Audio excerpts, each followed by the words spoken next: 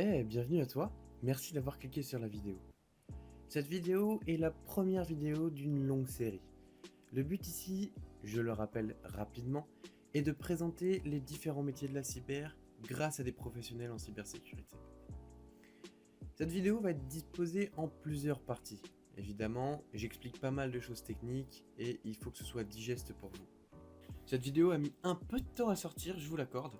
J'ai eu pas mal de choses à faire avec l'école, je prépare d'autres vidéos, préparation de certif, donc c'est quelque chose qui me prend beaucoup de temps, surtout au niveau du montage. Je vais continuer à travailler dessus pour pouvoir vous présenter du contenu de qualité. J'attends vos retours dans les commentaires. Et puis du coup, je vous invite à aller chercher quelque chose à boire, vous installer confortablement, car vous êtes sur la chaîne de Sipsemic.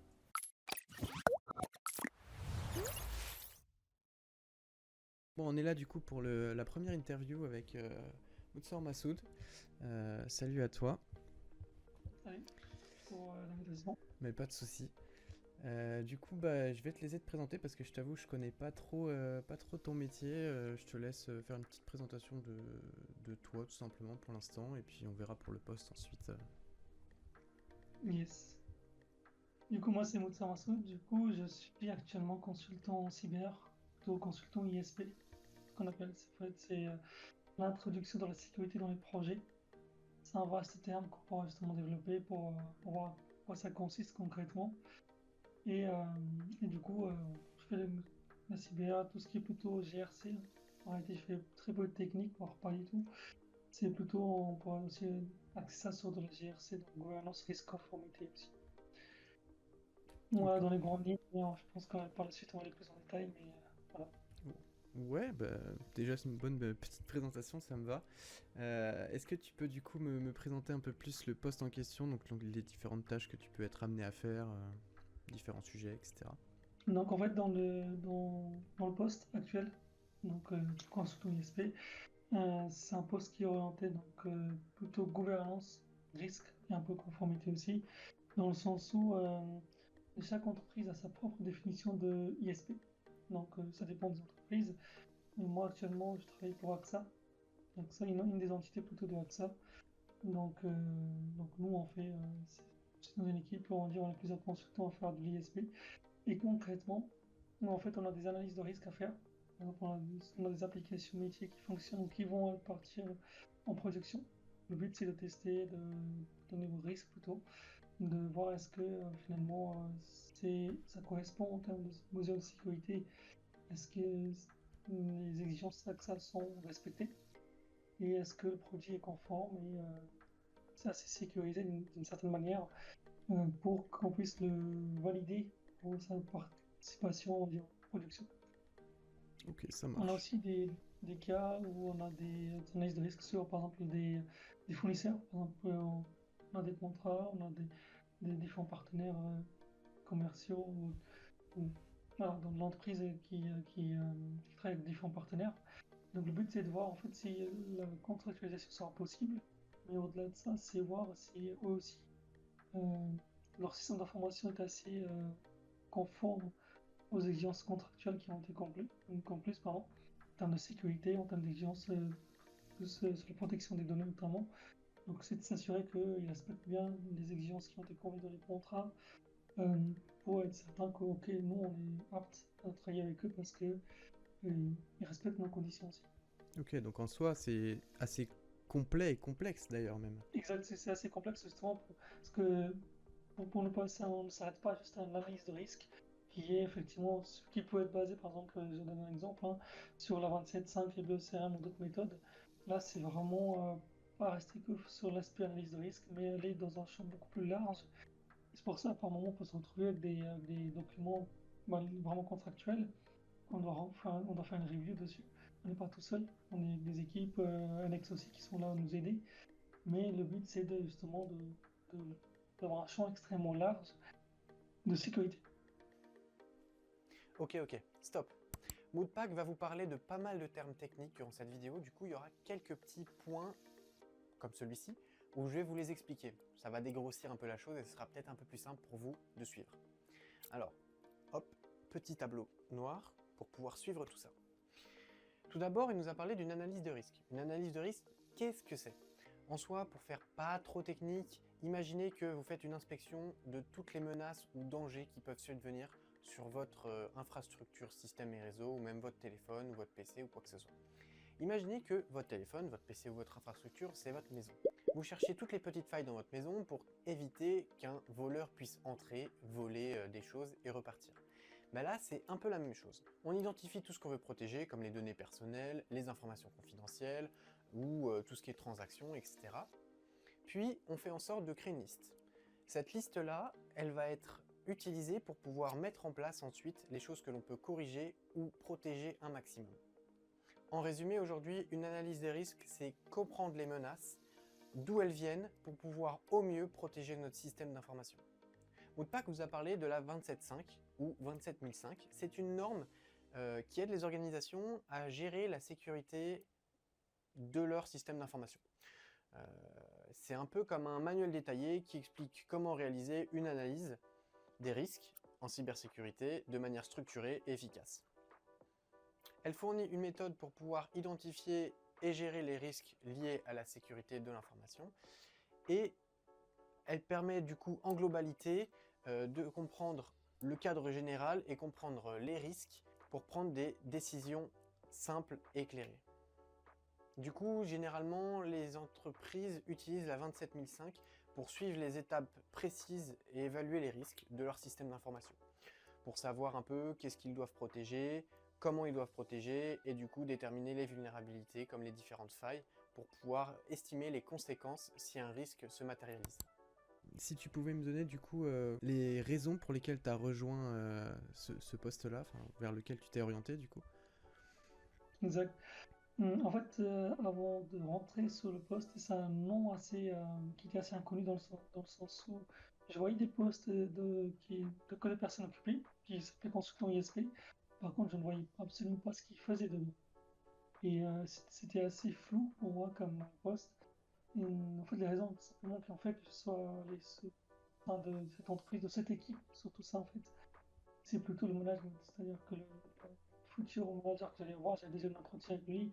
Et c'est une question d'état d'esprit, de manière de faire les choses qui m'a vraiment plu chez lui.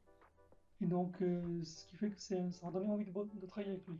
Sauf qu'à un moment où on a eu des réunions, pardon, un entretien plutôt, ça ne s'est pas fait parce que pour d'autres raisons, je suis parti ailleurs.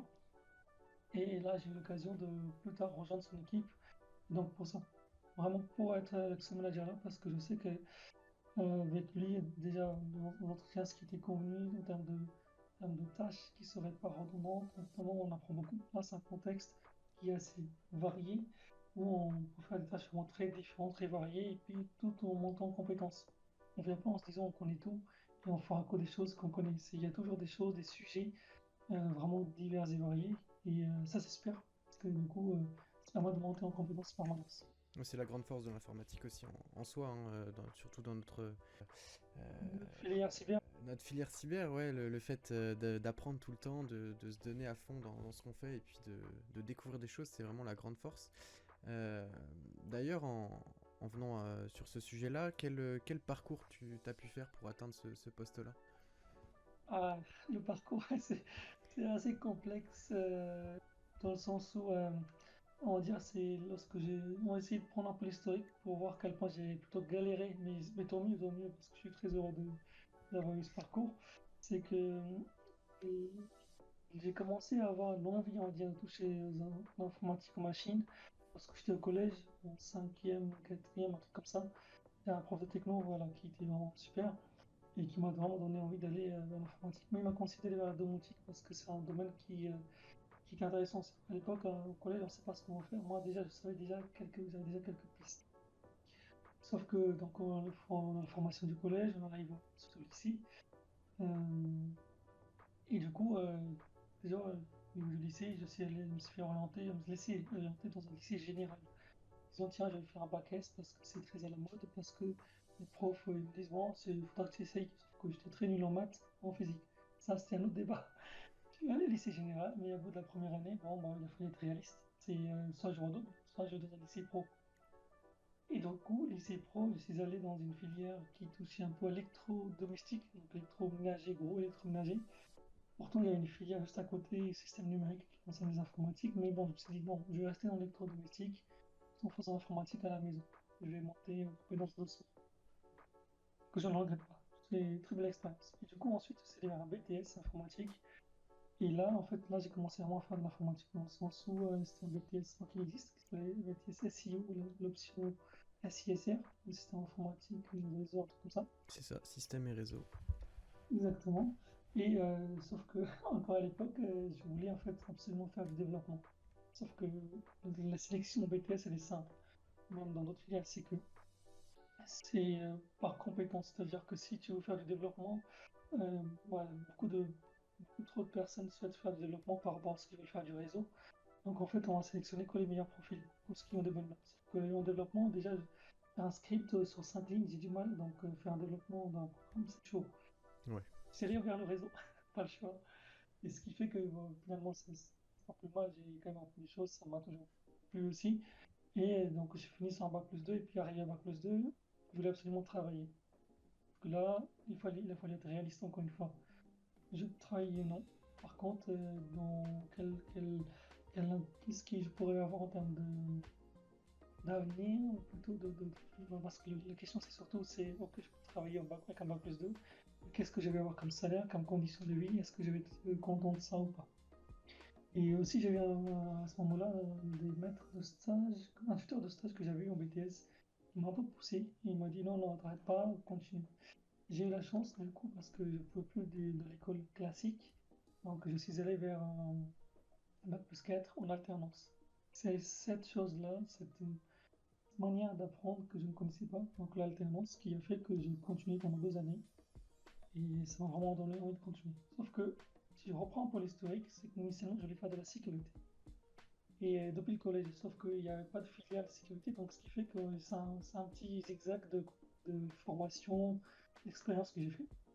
Et finalement, avec le bac plus 4, j'ai vu apparaître la formation ESD, l'expérience sécurité digitale de Aston École ESD Academy. Moi, c'était à Nantes, donc le École.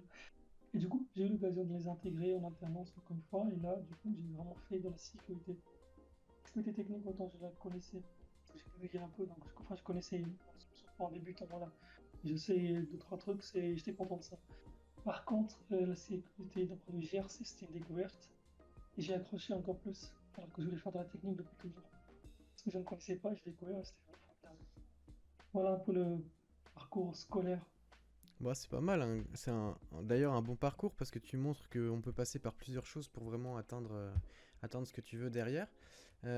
Si tu devais donner quelques points qui, je pense, aujourd'hui sont encore d'actualité, si tu devais du coup donner quelques points sur comment tu fais pour rester à jour, pour pouvoir continuer à exercer ton métier, quels seraient ces points-là? C'est en fait se prendre du temps. Je pense que c'est en entreprise, on nous le demande déjà en réalité quand on fait des entretiens, ils nous demandent déjà les personnes face, ils demandent si on fait déjà de la veille technologique ou pas, veille cyber, tout ce qu'on veut. On nomme comme on veut, mais est-ce qu'on fait de la veille ou pas? Donc c'est se prendre du temps, soit tous les jours, soit une fois par semaine, de dire ok, qu'est-ce qui s'est passé en termes d'actualité cyber sur le champ que vous souhaitez. Hein. Par exemple, moi, même si je fais beaucoup de GRC, ok, en réalité, j'adore la CTI et l'OSINT. Et je fais de la veille justement sur la partie CTI, qu'est-ce qui a évolué chaque jour ou chaque semaine. Et c'est bien d'avoir cette veille-là. Nous, on le fait sans qu'on nous oblige à la faire. Et ce qui fait qu'on reste un peu à jour dans un champ de sécurité, enfin, un champ qui nous plaît et qui nous passionne. Parce que si on ne le fait pas, c'est simple, soit un jour en entreprise, on pose un entretien, par exemple, on pose des questions, qu'est-ce qui se passe d'un point de vue cyber ces derniers temps, vous ne saurez pas y répondre, du coup, les personnes soit ils vont conclure que vous n'êtes pas intéressé par le domaine, vous venez juste parce qu'on vous a donné ce choix-là par défaut. Soit ils vont dire, bon, bah, euh, pourquoi il ne le fait pas, ça, il est pas, pour certaines personnes, c'est pas normal qu'on ne le fasse pas. Donc ils vont vous imposer, par exemple, dans certaines expériences par le passé, où on avait justement du temps dédié en entreprise, où on devait voilà, se consacrer à faire de la veille et remonter des alertes dans les équipes. Pour dire, ah, cette semaine, il y a tel attaquant, par exemple, d'un point de vue ransomware, on a un groupe d'attaque ou attaque. Nous, notre secteur est concerné. On sera peut-être les prochains, donc on fait une alerte d'un point de vue de l'entité pour informer un peu tout le monde d'être vigilant sur ce point-là. vraiment faire de la veille. Ça, c'est dans ce sens la veille de manière personnelle, ne pas attendre que les infos tombent toutes seules, quoi. Donc ça c'est un grand point du coup que tu soulèves, la veille informatique, ce qui est d'ailleurs demandé, enfin personnellement avec tous les entretiens que j'ai pu passer pour passer des entretiens d'alternance, j'avais des questions sur quelles sont les dernières actualités en cyber, si on fait de la veille, comment on la fait, et c'est vrai que généralement on était choisi entre guillemets par rapport à ce sujet-là. Donc ouais, franchement, faire de la veille, je le répète encore, mais faire de la veille, c'est l'idéal et c'est le plus important, je pense, aujourd'hui, de s'informer de différentes actualités qui se passent en ce moment, pour pouvoir justement être opérationnel après sur le terrain par rapport à son équipe, par rapport à son entreprise, ou même quand on travaille seul et qu'on débute sa boîte. Et surtout, j'en rajoute, c'est que faire de la veille, on peut la faire de manière sans investir financièrement, surtout ça. C'est qu'il y a d'autres manières de rester à jour, on pourra en parler des formations scientifiques, mais faire la veille, franchement, il y a assez de ressources. Et avant, j'ai envie de dire, avant peut-être 2010, peut-être un peu plus avant, on avait moi en tout cas, le problème que j'ai rencontré de plein de personnes, c'est que je manquais de ressources pour apprendre comment former. Là, depuis ces années-là, maintenant, on est passé à l'autre côté opposé. On a beaucoup trop de ressources. Donc, je vais dire tant mieux. Maintenant, il faut faire le tri de où il y a la qualité ou pas. Mais par contre, quoi qu'il en soit, la veille, on peut la faire du coup gratos. Et il y a suffisamment de ressources pour le faire. C'est ça, et puis on peut du coup derrière croiser les sources, ce qui est pas mal aussi, parce qu'on a pas mal aussi de fake news, etc. Donc ouais, c'est vrai que c'est pas mal. La CTI, ou Cyber Threat Intelligence en anglais, c'est comme un détective spécialisé dans le monde numérique. Son travail consiste à recueillir des informations sur les menaces potentielles qui pourraient nuire aux ordinateurs, aux réseaux ou aux données. Imaginez que votre ordinateur c'est une maison et que la CTI c'est un agent de sécurité. Ce dernier surveille les environs pour repérer tout mouvement suspect ou toute activité qui pourrait causer des problèmes ou des ennuis à votre système d'information. Pour cela, il utilise des outils spéciaux et des techniques pour collecter les informations sur les pirates informatiques et leurs méthodes ainsi que leurs intentions. En comprenant comment les pirates agissent, la CTI peut aider à renforcer la sécurité en mettant des contre-mesures pour protéger votre système numérique. Elle partage également ces informations avec d'autres agents de sécurité pour pouvoir être mieux préparés à contrer ces menaces. Moodpack vous a parlé de l'OSINT. En fait, l'OSINT c'est Open Source Intelligence en anglais. Du coup, c'est un peu être comme un détective sur Internet. Imaginez du coup que vous cherchez une information sur quelqu'un ou quelque chose, mais au lieu d'utiliser des méthodes secrètes ou des outils complexes, on se base sur des sources ouvertes et accessibles à tout le monde sur le web. Du coup, ça implique de chercher des données qui proviennent de réseaux sociaux, de sites web, d'articles de presse, des vidéos, des photos, etc., qui sont tout disponibles en ligne. Du coup, on rassemble toutes ces informations pour obtenir un portrait plus complet sur ce qu'on cherche, que ce soit pour comprendre un sujet, pour suivre des événements ou pour analyser des personnes. C'est un peu comme résoudre un casse-tête en utilisant des morceaux d'informations éparpillés sur Internet pour avoir une image un peu plus claire de ce qu'on veut savoir sur la personne, sans avoir forcément besoin technique derrière, plus poussé qu'Internet en soi. On vient de vous parler de veille cyber. C'est bien, mais comment on l'a fait? Où est-ce qu'on va chercher tout ça? La veille cyber, déjà, c'est quoi? C'est un système de recherche sur les différentes nouveautés, les différentes actualités qu'on peut avoir, que ce soit en cyber ou d'ailleurs dans tout autre domaine. Mais du coup, la veille cyber, vous pouvez la faire sur plusieurs endroits. Déjà, il y a des blogs spécialisés qui recensent tout ça. On a des bulletins de sécurité des différents fournisseurs et des différents professionnels en cyber qui les sortent, que ce soit sur les réseaux sociaux, sur Internet ou sur toute autre chose. On a des forums et des communautés en ligne qui partagent pas mal d'informations. Vous avez des rapports d'études de recherche de personnes qui sont sur certains outils, certaines techniques et qui cherchent en continu des failles pour pouvoir prévenir derrière quelles sont ces failles, comment remédier aux problèmes. On a aussi tout ce qui est newsletter, donc vous pouvez vous abonner à des newsletters et recevoir par mail, c'est tout simple. Vous pouvez participer aux conférences et aux webinaires, ce qui derrière vous permet d'avoir une petite vision de tout ce qui est nouveauté, etc., par des personnes qui s'expriment. Il y a tout ce qui est réseaux sociaux professionnels, hein. On parle de LinkedIn aujourd'hui. Par exemple, LinkedIn, typiquement, si vous êtes abonné de bonnes personnes, derrière, vous allez avoir la veille techno derrière en cyber. Parce que eux, ils sortent des documents, etc., qui prouvent que derrière, il y a faille et comment remédier. Et vous avez aussi ce qui se perd un peu plus, les flux RSS. Donc je vous laisserai chercher ça un peu sur Internet, mais en gros, les flux RSS, c'est des différents flux sur lesquels vous pouvez vous abonner, que vous pouvez récupérer. C'est un système qui vous permet d'avoir de l'information en continu. C'est vraiment pas mal si vous savez les mettre en place. Sinon, vous vous attardez pas forcément sur les flux RSS parce que ça demande un petit peu de technicité. Mais attardez-vous sur tous les sujets que je viens de vous donner. Tous les sites et toutes les sources que je viens de vous donner. Du coup, si on devait passer à un autre petit point, c'est un petit point qui est généralement tabou, un peu partout, on en parle de plus en plus, mais donc tu y réponds comme tu le souhaites, si tu préfères donner une fourchette ou quoi que ce soit, mais euh, aujourd'hui on a des écoles qui nous donnent des débuts de salaire, on nous donne les réseaux sociaux qui nous parlent de salaire, les entreprises qui parfois affichent leur salaire. Si toi tu donnais une fourchette ou ce que tu veux d'ailleurs, par rapport à tout ça, qu'est-ce que tu pourrais donner niveau salaire sur ton métier? Effectivement, en fait, alors, déjà, il faut prendre en compte la notion d'expérience. Donc, en réalité, combien d'années d'expérience on a ou pas en sort. Est-ce qu'on sort d'école ou on a des expériences? Je prends l'exemple de quand on sort d'école, parce qu'avec un bac+5, après je pourrais laisser les entreprises écoles se débattre de école d'ingénieur ou pas, enfin, c'est leur débat.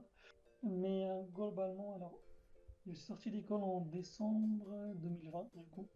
Et j'ai commencé, on va dire, en février 2021. Parce que au mois de janvier, je dormais.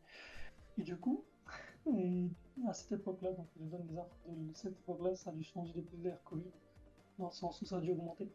Et à mon époque, on faisait plutôt du 42 000 brut annuel, 45 000 brut annuel sur Paris.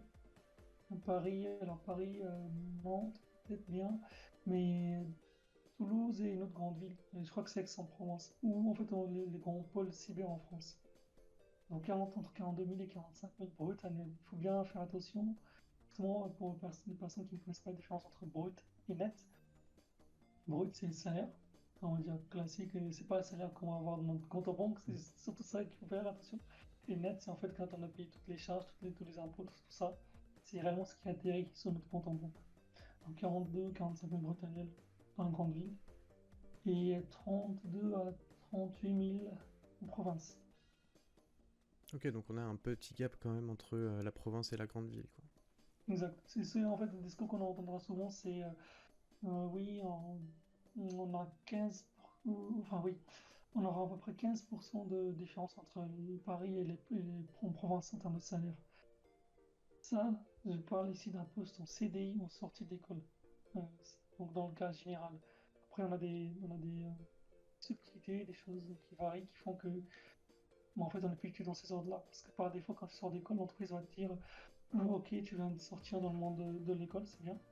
Voici notre grille salariale, et tu vas devoir te conformer à ça. Soit on s'y conforme, soit on fait autrement. Ok, ça marche. Le salaire est aussi associé du coup à la charge de travail et les responsabilités qui vont avec.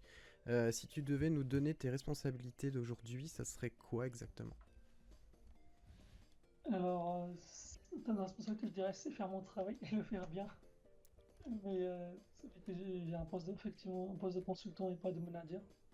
C'est ça qui fait que j'ai envie de dire, je suis un peu moins, j'ai moins de stress. C'est-à-dire que j'ai pas de personne à gérer, j'ai pas de problème que peuvent avoir les managers à gérer. Du coup, en termes de responsabilité, il y en a. Parce qu'il y a une certaine confiance qui est accordée pour mon manager. Et donc, une certaine confiance qui fait que, en fait, il est pas, ça dépend des équipes, hein. Nous, notre manager, il est simple. Il dit, voilà, on t'a évalué, on sait que tu sais faire le travail. Maintenant, on t'accorde la confiance lorsque tu fais des analyses de risque, tu as le droit de dire oui, non, cette application, elle part en production, ou est-ce qu'elle est autorisée ou pas. On a ce droit-là. Mais par contre, il faut Du coup, on a la responsabilité de faire de manière impartiale le travail pour que justement pas faire de débat en disant ah, ça me plaît pas, j'aime pas cette personne, du coup ça partira. Donc on a la responsabilité en homme simple qui est de faire notre travail, de faire bien et puis on a le droit de se tromper, de reconnaître les règles et de rectifier. Ça aussi, il faut pas oublier. Ce n'est pas parce qu'on nous recrute, et surtout je parle du coup ceux qui sortent d'école. Enfin, moi aussi, pas longtemps que je suis sorti d'école, mais il ne faut pas oublier qu'on a le droit de se tromper. Il faut se tromper pour apprendre, ainsi de suite. Et puis, il faut surtout aller au-delà de ça. Si on s'est trompé, qu'est-ce qu'on fait pour rectifier et aller au-delà? Ça aussi, ça fait partie de nos responsabilités. Et quand on nous vend du rêve en disant, ah bah, en fait, tout ce que vous devez le faire bien directement. Je suis désolé, c'est pas possible. Quand tu rentres dans une entreprise, tu sais pas quelles sont leurs méthodes, leurs process. Et du coup, bah, en fait, voilà, ça varie. Chaque entreprise a sa manière de faire. Donc, le temps qu'on comprenne, appliquer les choses, ça prend des mois. Aux entreprises, d'ailleurs, pour donner un ordre d'idée, il y a une mission, enfin une mission d'entreprise où j'étais, ça prend entre 4 à 8 mois selon les personnes pour comprendre le contexte, comprendre ce qui se passe. Et une entreprise qui vous vend en disant, en fait, au bout d'un mois, tu vas être opérationnel, bon, bah, désolé, ça ne va pas. Ou bien bon courage, quoi. Ok, ça marche.